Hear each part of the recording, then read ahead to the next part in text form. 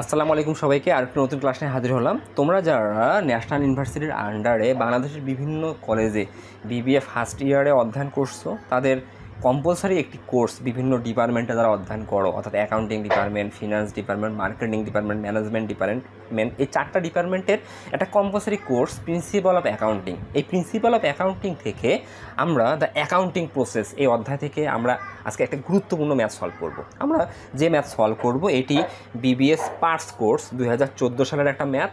আমরা যদি the accounting process এই অধ্যায় থেকে এই ম্যাথটা দেখি, আমরা দেখতে পাচ্ছি আমাদের প্রশ্নে স্পষ্ট বলা আছে Mister Samad start his own delivery service on January 1, 2015, name Samad deliveries. তাহলে মিস্টার সামাদ কী করছে? সামাদ ডেলিভারি নামে তার একটা নিজস্ব ব্যবসায় প্রতিষ্ঠান শুরু করছে 2015 সালের জানুয়ারি 1 তারিখে। The following transaction occur during the month of January. সে জানুয়ারি মাসে নিম্নলিখিত লেনদেনগুলো সম্পাদন করছে। ট্রানজ্যাকশন মানে লেনদেন। এখন আমাদের জানুয়ারি মাসে আসলে আমাদের লেনদেনগুলো কি? জানুয়ারি 1 তারিখে আছে, 5 তারিখে আছে, 8 তারিখে আছে, 15 তারিখে আছে, 20 তারিখে, 25 তারিখে, 31 তারিখে বিভিন্ন আমাদের এখানে ট্রানজ্যাকশন আছে। এখন এই ট্রানজ্যাকশনগুলো থেকে আমাদের আসলে এক্স্যাক্টলি কী প্রস্তুত করতে হবে? আমরা ট্রানজ্যাকশন থেকে জার্নাল করতে পারি, আমরা লেজার করতে পারি, আমরা এই ট্রানজ্যাকশনগুলো অ্যাকাউন্টিং ইকুয়েশনে কীভাবে প্রভাবিত হবে, অর্থাৎ এই ট্রানজ্যাকশনগুলোর ফলে আমাদের অ্যাকাউন্টিং ইকুয়েশনে যে এলিমেন্টগুলো আছে এ, এল, ওই কীভাবে আসলে প্রভাবিত করে, এটাও কিন্তু আমরা টেবুয়াল অ্যানালাইসে শো করতে পারি বা দেখাতে পারি। এক্স্যাক্টলি আমাকে রিকোয়ারটাই বলে দিবে আসলে আমার এখানে মূল করণীয়টা কী। আমরা যদি আমাদের রিকোয়ারমেন্টটা দেখি, আমাদের রিকোয়ারে বলা আছে রিকোয়ার মানে আমাদের করণীয়। আমরা যদি রিকোয়ারটা দেখি, আমরা এখানে দেখতে পাচ্ছি আমাদের এখানে লেখা আছে এই যে require show the effect of each transaction on the accounting equation. এটা তারা বুঝাচ্ছে যে অ্যাকাউন্টিং ইকুয়েশনে আমাদের যে ট্রানজ্যাকশন আছে, লেনদেনগুলো আছে, সেগুলো অ্যাকাউন্টিং ইকুয়েশনে কীভাবে প্রভাবিত হয় সেটা আমাকে আসলে দেখাতে হবে। তার আগে আমার অ্যাকাউন্টিংয়ে বেসিক অ্যাকাউন্টিং ইকুয়েশনটা জানতে হবে। তার মানে আসলে এক্স্যাক্টলি অ্যাকাউন্টিং ইকুয়েশনটা কী মিন করে। আমরা যদি অ্যাকাউন্টিং ইকুয়েশনটা দেখি হিসাব বিজ্ঞানে, যেটাকে আমরা বাংলায় বলি হিসাব সমীকরণ। হিসাব সমীকরণ বলতে এক্স্যাক্টলি আমরা বুঝি এ সমান এল প্লাস ওই। তার মানে আমাদের প্রশ্নে যে ট্রানজ্যাকশনগুলো আছে এই ট্রানজ্যাকশনগুলোর ফলে শো দ্য ইফেক্ট বলতে আমাদের ট্রানজ্যাকশনগুলোর ফলে আমাদের এ বাড়বে না কমবে, এল বাড়বে না কমবে, ওই বাড়বে না কমবে, মূলত আমাকে এটা দেখাতে হবে। এটাই হচ্ছে show the effect of the each transaction on the accounting equation. মূল বিষয়টা হচ্ছে এটা। তাহলে আমরা যদি জানি যে আধুনিক হিসাব বিজ্ঞানের মূল ভিত্তি হচ্ছে হিসাব সমীকরণ। যদি কোনো ঘটনা হিসাব সমীকরণকে প্রভাবিত করে আমরা ওই ঘটনাকে লেনদেন বলি। ইংরেজিতে ঘটনা মানে ইভেন্ট। ইভেন্টটা যদি আসলে ট্রানজ্যাকশন হয়, কখন ট্রানজ্যাকশন হবে? যদি অ্যাকাউন্টিং ইকুয়েশনকে প্রভাবিত করে তাহলে ট্রানজ্যাকশন হবে। তাহলে আমাকে জাস্ট এখানে সহজ কথায় যদি আমি বলি, আমাকে এখানে এটাই করতে বলছে যে এই যে আমাদের প্রশ্নে যে ট্রানজ্যাকশনগুলো আছে এই ট্রানজ্যাকশনগুলোর ফলে আমাদের এ বাড়বে না কমবে, এল বাড়বে না কমবে, ওই বাড়বে না কমবে, এটাই এক্স্যাক্টলি বোঝায় show the effect of the each transaction on the accounting equation. আর এই অ্যাকাউন্টিং ইকুয়েশনের মূল বিষয়টা কি? সম্পদ আমরা সবাই জানি, কারবারের সম্পদ কী কী, যেমন ক্যাশ, অ্যাকাউন্ট রিসিভেবল, তারপরে হচ্ছে prepaid expense, land, furniture, equipment, এগুলো হচ্ছে আমাদের অ্যাসেট। এই অ্যাসেটগুলো যদি বাড়ে কমে, অর্থাৎ কারবারে যদি এই অ্যাসেটগুলো সৃষ্টি হয় সেগুলো বাড়বে অথবা কমবে, এক্স্যাক্টলি এটাকে বলি আমরা এ। লাইবিলিটিস এক্স্যাক্টলি কি? অ্যাকাউন্ট পেয়েবল, নোট পেয়েবল, এগুলো যদি বাড়ে কমে এক্স্যাক্টলি এটা হচ্ছে এল, আর কোনো কিছু না। তারপরে আমাদের ট্রানজ্যাকশনের ফলে যদি অ্যাসেট বাড়ে আমরা অ্যাসেট যোগ করব, যদি কমে বিয়োগ করব। যদি ট্রানজ্যাকশনের ফলে লাইবিলিটিস বাড়ে আমরা যোগ করব, যদি কমে বিয়োগ করব।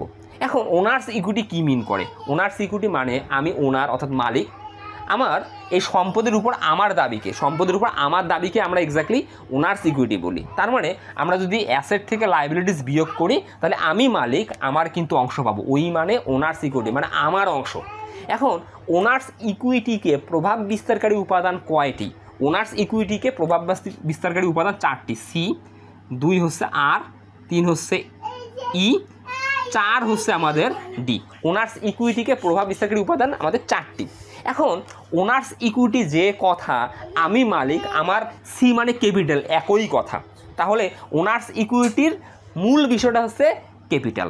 ক্যাপিটালকে প্রভাব বিস্তারকারী উপাদান 3টা, এটা আগে জানতে হবে, কারণ show the effect of each transaction এই শোটা দেখানোর আগে আমাদের ওনার্স ইকুইটি কোন জিনিসগুলোর ক্ষেত্রে প্রভাবিত হয় এটা যদি না জানি আমি আসলে শোটা দেখাতে পারবো না। তাহলে ওনার্স ইকুইটি এটার প্রভাব বিস্তারকারী উপাদান 4টি। ওনার্স ইকুইটি মানেই ক্যাপিটাল। এই ক্যাপিটালকে প্রভাব বিস্তারকারী উপাদান এক্স্যাক্টলি 3টি। যদি কারবারে রেভিনিউ হয়, আয় হয়, আমাদের ক্যাপিটাল প্লাস হয়। যদি কারবারে এক্সপেন্স হয় তাহলে আমার এক্সপেন্স হলে কারবারে ক্যাপিটাল মাইনাস হয়। আমি মালিক, আমি যদি ব্যক্তিগত প্রয়োজনে ড্রয়িং করি, উত্তোলন করি, ড্রয়িং হলে আমার ক্যাপিটাল মাইনাস হয়। এই যে মূল বিষয়টা, আর কোনো কিছু না। তো এখন আমরা এক্স্যাক্টলি কী করবো, আমাদের যে ট্রানজ্যাকশনগুলো আছে এই ট্রানজ্যাকশনগুলো আসলে আমাদের অ্যাকাউন্টিং ইকুয়েশনে কীভাবে প্রভাবিত করে আমরা একটা ছকে উপস্থাপন করব। ছক বলতে আমরা এ সমান এল প্লাস ওই এই জিনিসটাই নিয়ে আসব। তাহলে আমরা প্রথমেই ছকটা করব কীভাবে, এটা একটু দেখে নেই। আমরা প্রথমে যে কাজটা করব, আমরা আগে একটা ডেটার ঘর করবো, এই পাশে রিমার্কের ঘর করব। আর এটা আমি একটু চ্যাপ্টা ঘর করব, ভালো করে বুঝো। আমি আগে চ্যাপ্টা ঘর করে এই পাশে ডেটের ঘর দেবো, এই পাশে রিমার্কের ঘর দেবো, দিয়ে আমরা একটা উপঘর করব। এই উপঘরে আমি দুটো পার্ট করে নেব। একটা হচ্ছে অ্যাসেট ইকুয়াল লাইবিলিটিস প্লাস ওনার সিকিউরিটি। মূল বিষয়টা কি, এ সমান এল প্লাস ওই। এখানে আমরা পূর্ণাঙ্গ লিখব, এতে asset equal to liabilities plus owners equity. এখন অ্যাসেট এটা নির্ভর করবে আমাদের প্রশ্নে কয়টা অ্যাসেট আছে। অ্যাসেট বলতে আমরা কাকে মিন করি, ক্যাশকে, তারপরে আমাদের অ্যাকাউন্ট রিসিভেবলকে, ইকুইপমেন্টকে, ল্যান্ডকে, মেশিনারিজকে, সাপ্লাইজকে। এখন আমাদের প্রশ্নে দেখতে হবে যে আমাদের অ্যাসেট কী কী আছে, তার উপর বেস করে আমাদের কিন্তু আসলে অ্যাসেটের উপঘরগুলা হবে। তাহলে আমরা যদি একটু প্রশ্নটা চেক করি, আমরা যদি ট্রানজাকশন একে দেখি, এখানে ক্যাশ আছে, যে আমি মালিক, আমি যে টাকাটা নিয়ে ব্যবসা শুরু করছি, আমাদের এখানে ক্যাশ আছে, এটা অ্যাসেট। ক্যাশ 1 তারিখ অনুযায়ী আমি ক্যাশ অ্যাসেট পাবো, 2 তারিখ 5 তারিখ অনুযায়ী আমি ডেলিভারি ভ্যান পাবো, তাহলে 2টা হইলো। আমরা 8 তারিখ অনুযায়ী আমি আসলে এখানে রেন্ট ফর 2 মান্থ, আমি 2 মাসের জন্য অফিস ভাড়া প্রদান করছি, এটা প্রিপেড রেন্ট, আমি 3 নম্বর অ্যাসেট পেলাম। 15 তারিখে পারফর্ম সার্ভিস অন অ্যাকাউন্ট, এই আমি 4 নম্বর, বাকিতে সেবা দিছি, অর্থাৎ আমাদের অ্যাকাউন্ট হিসেবে সৃষ্টি হবে। 15 তারিখে আমি 4 নম্বর অ্যাসেট পেলাম। আমাদের আর কি কোনো অ্যাসেট আছে, 20 তারিখে আমি নগদ টাকা পাইছি, 25 তারিখে আমি পেইড করছি, অর্থাৎ 20 তারিখে আমি নগদ পাইছি অ্যাকাউন্ট রিসিভেবল থেকে, 25 তারিখে আমি অ্যাকাউন্ট পেয়েবলের টাকা পেইড করছি, 31 তারিখে আসলে আমি অ্যাকাউন্ট রিসিভেবল থেকে বাকি টাকা পাইছি। আমরা আর কোনো অ্যাসেট নাই। তাহলে আমাদের এই ট্রানজ্যাকশনগুলো থেকে আমরা দেখতেছি অ্যাসেট আছে 4টা।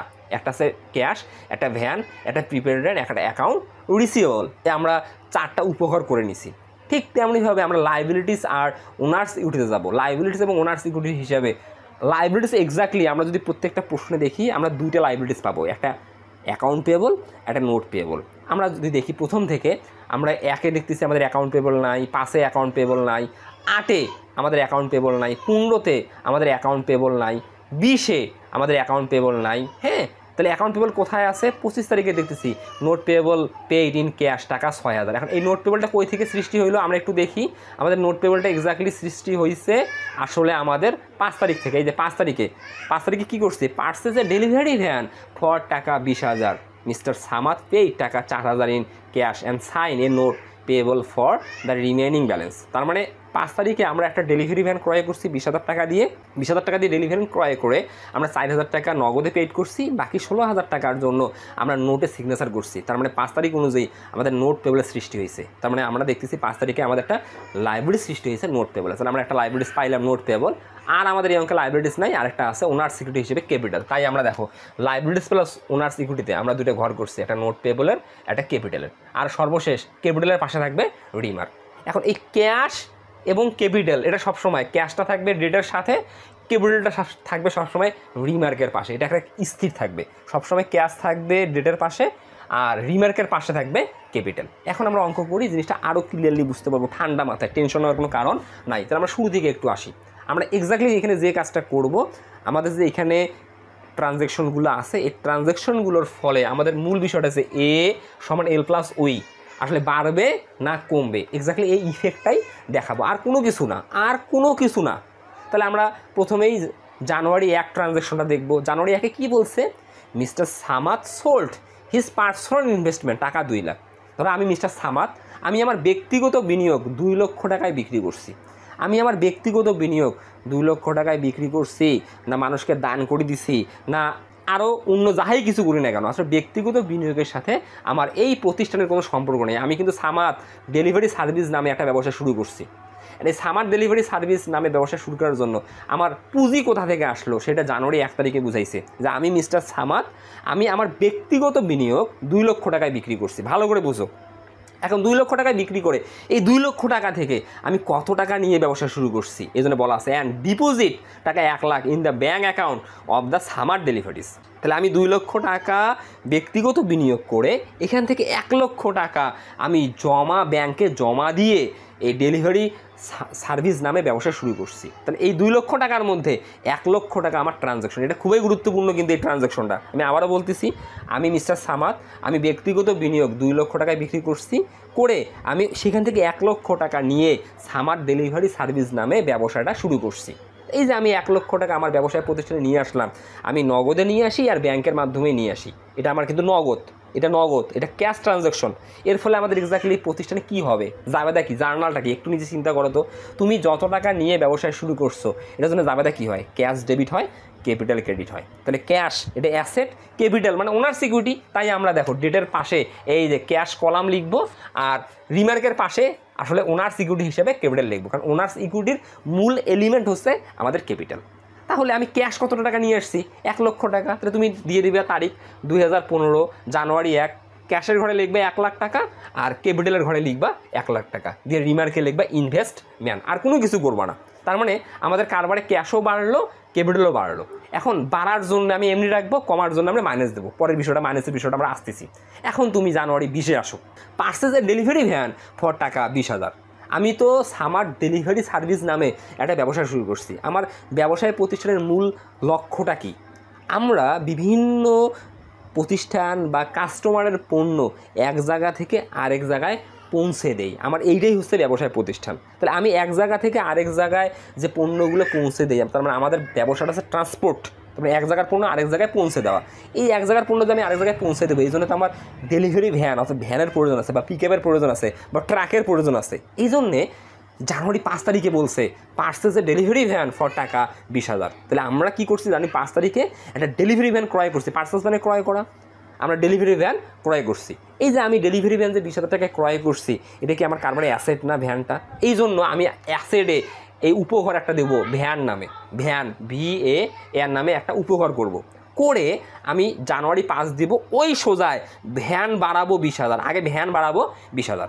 এই যে 20,000 টাকা আমি ভ্যানটা ক্রয় করছি, আমি এই ভ্যানের টাকাটা এখন আমি 2 ভাবে পরিশোধ করতে পারি।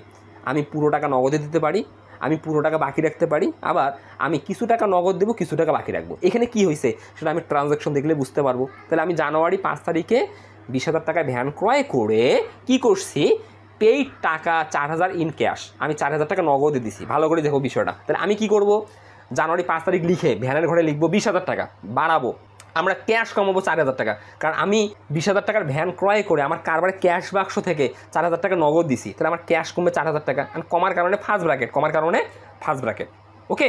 এখন 20,000 টাকা ক্রয় করে 4,000 টাকা আমি নগদে দিলাম, এখনও আমি কত টাকা ঋণী আছি, 16,000 টাকা। এই 16,000 টাকার জন্য কী হয়েছে দেখো, and sign a note payable for the remaining balance. Remaining মানে অবশিষ্ট, ব্যালেন্স মানে উদ্বৃত্ত বা জের। তাহলে আমি এক্স্যাক্টলি 20,000 টাকা ভ্যান ক্রয় করছি, করে আমি ভ্যান বলতে আমাদের অ্যাসেট, আমি অ্যাসেট বাড়াইছি 20,000 টাকা। 20,000 টাকা বাড়ানোর পর আমি 20,000 টাকা ক্রয় করে নগদ দিচ্ছি কত, 4,000 টাকা। তাহলে আমার নগদ সম্পদ কমে গেছে 4,000, আমি কমাইছি। আর এখনও মানুষ আমার কাছে কত পাবে, 16,000 টাকা। এই 16,000 টাকার জন্য আমি আসলে নোটে সিগনেচার করছি। তার মানে যার কাছ থেকে আমি ভ্যানটা ক্রয় করছি সে একটা স্ট্যাম্প তৈরি করে আমার কাছে সিগনেচার নিছে। কত টাকার সিগনেচার নিছে, 16,000 টাকা। তাহলে আমি যদি কারো কাছে নোটের বিনিময়ে ঋণী থাকে, অর্থাৎ মানুষ আমার কাছে ডকুমেন্টের ভিত্তিতে টাকা পাবে, ওটাকে তো আমরা নোট পেবল বলি। আর অ্যাকাউন্ট পেবল মানে কি, মানুষ যখন আমার কাছে মৌখিক ভিত্তিতে টাকা পাবে। তাহলে আমার এখানে কিন্তু একটা লাইবিলিটিস সৃষ্টি হয়েছে, এটা লিখিত লাইবিলিটিস। এই জন্য আমাকে লাইবিলিটিসের দিকে আমাকে একটা ঘর করতে হবে নোট পেবল। এই নোট পেবল নামে আমরা একটা কলাম করব। কেন, আমি আসলে সাইন করছি, অর্থাৎ সিগনেচার দিছি। তাহলে আমার কত টাকা দায়ের সৃষ্টি হলো, ওই সোজায় আমি নোট পেবলের ঘরে লিখবো 16,000 টাকা। তাহলে আমাদের 5 তারিখ হয়ে গেল। তাহলে 5 তারিখের মূল বিষয়টা কী হলো, আমাদের ভ্যান বাড়লো 20,000 টাকা, ক্যাশ কমলো 4,000 টাকা, আর নোট পেবল বাড়লো 16,000 টাকা। এখানে আরেকটা বিষয় হচ্ছে, প্রত্যেকটা ট্রানজ্যাকশন লেখার পর আমাদের অ্যাকাউন্টিং ইকুয়েশন মিলতে হবে। দেখো তুমি অ্যাসেট প্রথমে বাড়াইছো 20,000, তারপরে কমাইছো 4,000, তাহলে এখানে নিট বাড়ছে কত, 16,000। তাহলে অ্যাসেট বাড়ছে 16,000, লাইবিলিটিস বাড়ছেও 16,000। দিন শেষে কিন্তু আমার অ্যাকাউন্টিং ইকুয়েশনটা মিলতে হবে, মূল বিষয়টা হচ্ছে এটা। এবার আমরা 8 আসি, পেইড টাকা 20,000 for office rent for 2 month. তাহলে এখানে স্পষ্ট বলতেছে 8 তারিখে যে আমরা 20,000 টাকা অফিস রেন্ট প্রদান করছি 2 মাসের জন্য। যখন আমরা কোনো ব্যয়ের টাকা 2 বা ততোধিক মাসের জন্য প্রদান করব তখন এটাকে আমরা বলবো অ্যাডভান্স, মানে অগ্রিম প্রদান, অ্যাডভান্স বলবো, যেটাকে আমরা প্রিপেইড নামে জানি। তাহলে এখানে স্পষ্ট বলতেছে, একটু ভালো করে বুঝো। জানুয়ারি 8 পেইড টাকা 20,000 for office rent for 2 month. আমি কয় মাসের জন্য অফিস রেন্ট প্রদান করছি? 2 মাসের জন্য। তাহলে আমরা যখন কোনো ব্যয়ের টাকা 2 বা ততোধিক মাসের জন্য প্রদান করব জার্নালের সময়, অ্যাকাউন্টিং ইকুয়েশনের সময়, তখন এক্স্যাক্টলি ওইটাকে আমরা প্রিপেইড দেখাবো। কারণ আমরা এখানে নর্মালি হিসাবকালটা আমাদের জানুয়ারি মাসের অঙ্ক করে আমি যে 2 মাসের জন্য অফিস ভাড়া প্রদান করতেছি, তা আমি কি অগ্রিম দিচ্ছি না? অগ্রিমটা বোঝার সবচেয়ে সহজ উপায়, আমাদের যখন ট্রানজ্যাকশন থাকবে জার্নালের জন্য, অ্যাকাউন্টিং ইকুয়েশনের জন্য, তখন হিসাবকালটা আছে 1 মাসের। 1 মাসের হিসাবকাল ধরে অঙ্ক করে আমরা যদি 2 বা ততোধিক মাসের জন্য ব্যয়ের টাকা প্রদান করি, তখন এটা হবে আমাদের প্রিপেইড।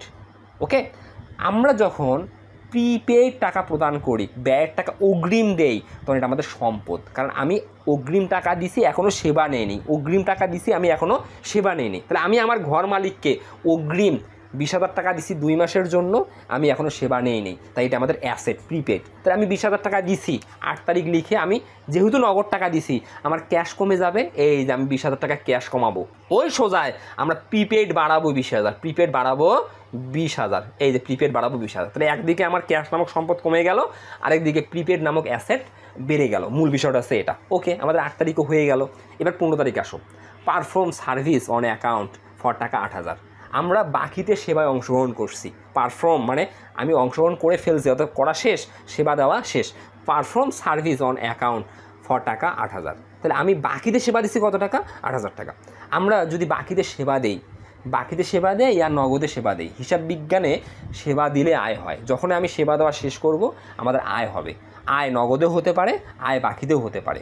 এক্স্যাক্টলি আমি যে বাকিতে সেবা দিছি মানে কি? আমি সেবা দিছি, যাকে সেবা দিছি সে আমাকে টাকা দেয়নি, তার মানে অ্যাকাউন্ট রিসিভেবলের সৃষ্টি হয়েছে। এটা যাবেদা কি? Account receivable debit, service revenue credit. আমি বাকিতে সেবা দিছি মানে তো আয় হয়েছে। তাহলে একদিকে আমার অ্যাসেট বাড়বে, আরেকদিকে আমার আয় অর্থাৎ ক্যাপিটাল বাড়বে। কারণ আমরা জানি যে ওনার্স ইকুইটিকে প্রভাব বিস্তারকারী উপাদান 3টা। 1 হচ্ছে রেভিনিউ, 2 হচ্ছে এক্সপেন্স, 3 হচ্ছে ড্রয়িং। এটা আমাকে মাথায় রাখতে হবে। ওনার্স ইকুইটি তথা ক্যাপিটালকে প্রভাব বিস্তারকারী উপাদান 3টা। 1 রেভিনিউ, 2 এক্সপেন্স, 3 হচ্ছে ড্রয়িং। তাহলে আমরা এখানে 15 তারিখে স্পষ্ট দেখতেছি perform service on account for টাকা 8,000। আমরা আসলে বাকিতে সেবা দিছি, মানে কি? আমার আয় হয়েছে। আরেকদিকে কী হয়েছে? অ্যাকাউন্ট রিসিভেবল বাড়ছে। তাই আমরা আগে অ্যাসেট দিকে একটা ঘর করব অ্যাকাউন্ট রিসিভেবল নামে, দিয়ে আমরা 15 তারিখ দিয়ে ওই সোজায় আগে অ্যাকাউন্ট রিসিভেবলের ঘরে বসাবো 8,000। আমি ক্যাশে বসাবো না, কেন? কারণ আমি তো বাকি দিয়ে দিচ্ছি, নগদ টাকা পাই নাই। তাহলে আমি ক্যাশের বদলে কার ঘরে দিব? অ্যাকাউন্ট রিসিভেবলের ঘরে। কারণ আমি তো মানুষের কাছে টাকা পাওনা আছি, আমি বাকিতে সেবা দিছি। যাকে বাকিতে সেবা দিছি সে কি আমাকে টাকা দিছে? টাকা তো আজকে দিবে না। বাকি মানে কি? আমি সেবা দিলাম, সে আমার কাছে সময় নিতে, ভাই আমি পরে টাকা দেবো।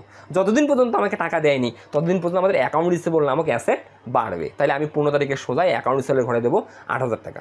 এখন সেবা নগদে দেই আর বাকিতে দেই, সেবা দিলেই আমার আয় হবে। তাহলে আমাদের ওই সোজায় এই ক্যাপিটালকে বাড়াবো হচ্ছে 8,000। এখন এই ক্যাপিটালের পাশে আমরা রিমার্কে রাখি কেন? কারণ ক্যাপিটালকে প্রভাবিত হলে আমাকে রিমার্কে মন্তব্য লিখতে হবে যে ক্যাপিটাল কেন বাড়লো, কেন কমলো। তাহলে আমার 8,000 টাকা কেন বাড়লো? আসলে আমি সেবা দিচ্ছি তাই লিখতে হবে সার্ভিস রেভিনিউ।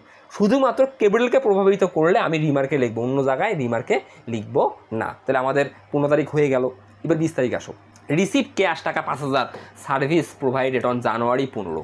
তার এখানে স্পষ্ট বুঝাচ্ছে আমরা 15 তারিখে যে বাকিতে সেবা দিয়েছিলাম, আমি যত টাকা পাওনা আছি সেখান থেকে 5,000 টাকা আমি রিসিভ করছি, মানে গ্রহণ করছি বা পাইছি। তাহলে 20 তারিখে কী বলছে? রিসিভ ক্যাশ টাকা 5,000। রিসিভ মানে এখানে পাওয়া বা প্রাপ্তিকে বুঝাচ্ছে। আমি নগদ পাইছি। Service provided on January 15।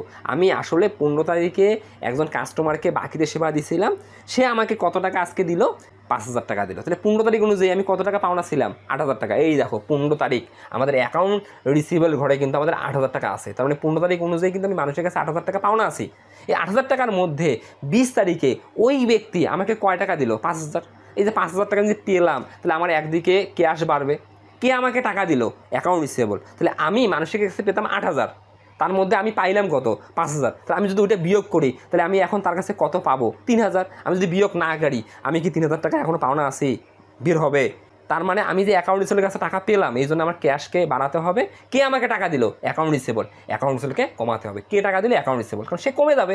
কারণ 8,000-এর মধ্যে 5,000 টাকা দিল, এখনও পাওনা আছে 3,000, এই জন্য আমাকে বিয়োগ করতে হবে। ওকে, এটা আমাদের হয়ে গেল। এবার আসো 25-এ কী বলছে? Note payable paid in cash টাকা 6,000। এই যে আমাদের নোট পেবলের ঘরটা দেখো আছে লাইব্রেরির দিকে, এই যে নোট পেবলের কলাম, নোট পেবলে আছে আমার 16,000 টাকা। তাহলে মানুষ আমার কাছে কিন্তু ভ্যান ক্রয় বাবদ 15,000 টাকা পাবে, সেটা কিন্তু আসলে স্ট্যাম্পে লিখিত আছে। এই যে 16,000 টাকা আমি ঋণী আছি, সেটা আমি 25 তারিখে আসলে ওই 16,000 টাকার মধ্যে 6,000 টাকা পেইড করলাম। এই যে note payable paid in cash টাকা 6,000। তাহলে আমি নোট পেবল বোধ ঋণী ছিলাম কত? 16,000। সেখান থেকে কত টাকা পেইড করলাম? 6,000। এই জন্য আমি কী করবো? 25 তারিখে আমি যেহেতু পেইড করলাম, আমার কারবারে ক্যাশ কমে যাবে 6,000। এই যে ক্যাশকে কমালাম 6,000, কমালাম মানে ফার্স্ট ব্র্যাকেট দিলে কমে যাবে, ফার্স্ট ব্র্যাকেট দিলে কমে যাবে, ক্যাশকে কমালাম 6,000। ওই সোজায় আমি কার টাকা পরিশোধ করছি? নোট পেবলের টাকা। তাহলে অপর দিকে আমার দায়ও কমে যাবে। এই নোট পেবল আমি 6,000 টাকা কমালাম, কারণ আমি কত টাকা নিয়েছিলাম? মোট 16,000। সেখান থেকে আমি পেইড করলাম কত? 6,000। তাহলে আমি এখন ঋণী আছি কত? 10,000। তাহলে আমার লাইবিলিটিস কমে গেল। তো লাইবিলিটিস কমলে কী করতে হবে? মাইনাস করতে হবে। এই যে -6,000। ওকে, তারপরে আমাদের 31 তারিখ রিসিভ ক্যাশ টাকা 2800 ইন ফুল সেটেলমেন্ট। এই ফুল সেটেলমেন্ট অর্থাৎ পূর্ণ নিষ্পত্তিতে of the remaining for service provided on January 15। তার মানে আমি জানুয়ারি 15 তারিখে যে বাকিদের সেবা দিয়েছিলাম, সেই বাকিদের সেবা বাবদ আমার যে অবশিষ্ট পাওনা ছিল, সেটা পূর্ণ নিষ্পত্তিতে আমি 2800 টাকা পেলাম। তাহলে বিষয়টা একটু ক্লিয়ারলি আমি তোমাকে বুঝাই। আমরা কিন্তু 15 তারিখে সেবা দিয়েছিলাম, এই যে 15 তারিখে সেবা দিয়েছিলাম 8,000 টাকা। আমি যদি 15 তারিখে যাই, এই যে perform service on account for টাকা 8,000, 15 তারিখে আমি বাকিদের সেবা দিয়েছিলাম 8,000 টাকা। ভালো করে বুঝো, 8,000 টাকা সেবা দিয়েছিলাম। এই 8,000 টাকার মধ্যে আমি 20 তারিখে, এই যে 20 তারিখে আমি কিন্তু 5,000 টাকা পাইছি। এই জন্য দেখো মাইনাস করা আছে 5,000। তাই 8,000 থেকে যদি আমি 5,000 টাকা মাইনাস করি, আমি এখনও পাওনা আছি 3,000, এখনও পাওনা আছি 3,000। এই 3,000 টাকা পাওনার বিপরীতে 31 তারিখে ফুল সেটেলমেন্ট পূর্ণ নিষ্পত্তিতে আমি 2800 টাকা পাইলাম। তাহলে আমি পাওনা আছি কত? 3,000। এই 3,000 টাকার বিপরীতে আমি পাইলাম কত? 2,800 টাকা। ফুল সেটেলমেন্ট মানে পূর্ণ নিষ্পত্তিতে। তার মানে আমি 3,000 টাকা পাইতাম, আমি এই 3,000 টাকার লেনদেনটা 2800 টাকায় ডিসমিস করছি, নিষ্পত্তি করছি। তার মানে এটা কি বোঝাচ্ছে? আমি 3,000-এর বিপরীতে 2,800 টাকা পাইছি, এটা আমার ক্যাশ বাড়বে। তাই আমি 31 তারিখে ক্যাশ বাড়াইছি 2,800। কিন্তু আমার পাওনা আছে কত? 3,000। আমি কিন্তু পেতাম 3,000, কিন্তু এই 3,000 টাকাটা আমি ফুল সেটেলমেন্ট করছি কত টাকায়? 2800 টাকায়। তার মানে আমি অ্যাকাউন্ট রিসিভেবলকে কমাবো 3,000-এই, কারণ এই লেনদেনটা কিন্তু 3,000 টাকা শেষ। এই 3,000 টাকার বিপরীতে আমি পাইছি কত? 2800। তাহলে আমি আসলে যার কাছে টাকা পেতাম 3,000 টাকা, তাকে ডিসকাউন্ট দিছি, ছাড় দিছি 200 টাকা। বিধায় তো আসলে পূর্ণ নিষ্পত্তিতে বিষয়টা ঘটছে। তাহলে আমি আসলে পেতাম 3,000, এই 3,000 টাকার পূর্ণ নিষ্পত্তিতে 3,000 টাকা পেতাম, সে পূর্ণ নিষ্পত্তিতে আমাকে 2,800 টাকা দিল। তাহলে আমার এখানে আমি ছাড় দিলাম কত? 200 টাকা। এই 200 টাকা আমার ডিসকাউন্ট। কেন ডিসকাউন্ট? ফুল সেটেলমেন্ট থাকার কারণে। তো এই জন্য আমার কী করতে হবে? অ্যাকাউন্টিং ইকুয়েশনে আমার ক্যাশকে বাড়াতে হবে 2,800 টাকা, আর আমাদের অ্যাকাউন্ট রিসিভেবল পুরোটাই কমবে, কারণ ফুল সেটেলমেন্ট হয়ে গেছে। এই 200 টাকা পরে তুমি আর দাবি করতে পারবা না। তা তুমি অ্যাকাউন্ট রিসিভেবল কিন্তু 3,000 টাকাই কমাবা। তাহলে তোমার এখানে লস কত? তুমি এখানে ছাড় দিলে কত? 200 টাকা। তাহলে আমরা কি জানি? এই যে লিখে রাখছি, ই হলে আমাদের ক্যাপিটাল বাড়ে, আর হলে ক্যাপিটাল বাড়ে, ই হলে ক্যাপিটাল কমে, ডি হলে আমাদের ক্যাপিটাল কমে। তাহলে আমাদের সিকে অর্থাৎ ক্যাপিটালকে প্রভাব বিস্তারকারী উপাদান 3টা। রেভিনিউ হলে যোগ হয়, এক্সপেন্স হলে বিয়োগ হয়, ড্রয়িং হলে বিয়োগ হয়। তাহলে এখানে যে আমি 200 টাকা ছাড় দিলাম, আমার তো এক্সপেন্স হলো, তাই ওই সোজায় 200 টাকা আমার ক্যাপিটালকে কমাবে। রিমার্কে লিখবো ডিসকাউন্ট এক্সপেন্স, মূল বিষয়টা আছে। রিমার্কে লিখবো ডিসকাউন্ট এক্সপেন্স। ওকে, আমাদের আর কি এখানে কোনো ট্রানজ্যাকশন আছে?